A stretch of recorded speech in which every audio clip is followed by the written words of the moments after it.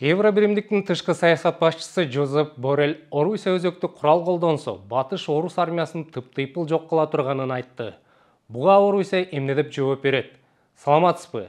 Мен Чоробек Саадамбек сиздерге Орусиянын өзөктүк куралды колдонуу коркунучун жана ага батыш өлкөлөрү кандай жооп бергени жатканын айтып берем. And then there is the nuclear threat. And Putin is saying that he is not bluffing. Well, he cannot afford bluffing. Путин, мен опузалаган жокмун дейт.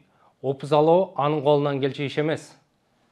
Түшүнүктүү болуш үчүн айтсам, Украинаны колдогондор Евробиримдик, АКШ, НАТО дагы опузалаган жок. Украинага кандай гана өзөктүк чабуул болбосун, анын жообу болот.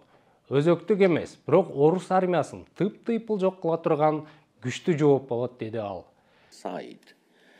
That the Russian army will be inoculated and Putin should not be bluffing. Сентябрь айында Путин Орусиянын бүтүндүгүн коргоо үчүн керек болсо өзөктүк курал колдоно турганын жар салган.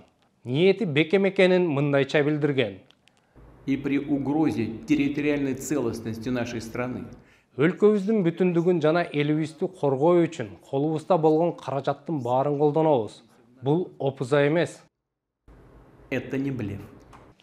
НАТОнун баш катчысы Йенс Столтенберг дагы. We take these threats seriously and we remain vigilant. Орусия өзөктүк курал колдонсо, бул олуттуу чектен чыгуу болорун жана ал катуу кесепеттерге кабыларын эскерткен. НАТО Украинаны канчалык керек болсо ошончо колдой берери айтылды. Буга чейин АКШ президенти Джо Байден дагы 1960-жылдардагы Кариб кризисинен кийин дүйнөдө өзөктүк кыямат коркунучу жаралганын айткан.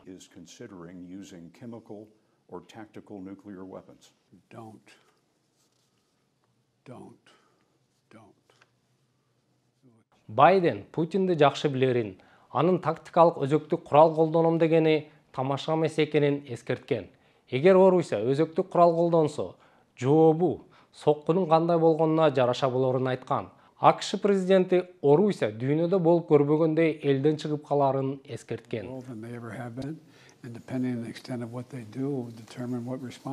Америка чалгыны Орусиянын 2000ге чукул өзөктүк тактикалык түрмөтү бар дейт.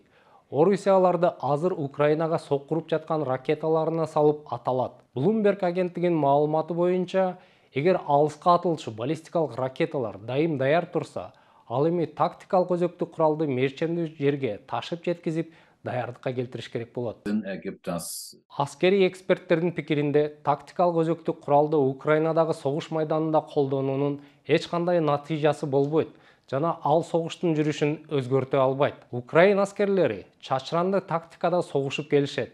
Бир нече өзөктүк дүрмөт менен көп жоокерди жок кыла албайсың дешет эксперттер. Европа толугу менен батыштан соккон шамалдын аймагында. Ошондуктан радиоактивдүү уу калдыгы аба менен Орусиянын өзүнө дагы кайра жетери болжонот.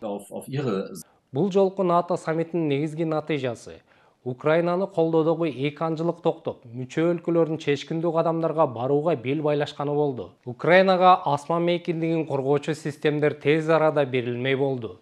Буга чейин айтылып, бирок берилбей келаткан аба чабуулунан коргоо системдери Украинага келүүдө. Ирис-Т бул Германияда өндүрүлгөн эң заманбап аба чабуулдарынан коргоо системи. Аны алгач ирет берип жатышат.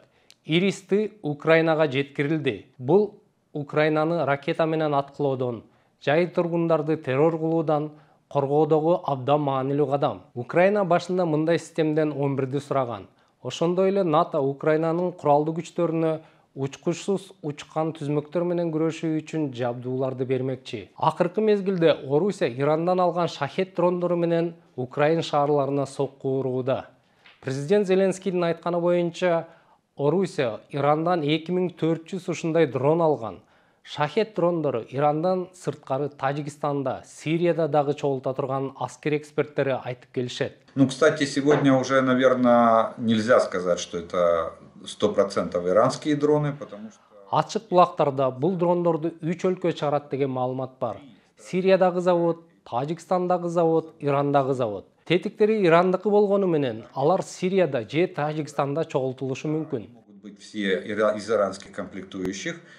Спутник Өзбекстан агенттиги 17 майда Душанбеде дрондорду чыгарган завод ачылганын кабарлаган. Андагы маалымат боюнча ал жерде чогултулган дрондорго 40 килограмм жардыргыч жүктөп, аны чабуул койгонго колдонсо болот. Тажикстанда дрон чыгаруучу заводдун болушу аймактагы стабилдүүлүккө, анын ичинде Кыргызстанга коркунуч туудурушу мүмкүндүгүн да четке кагууга болбойт.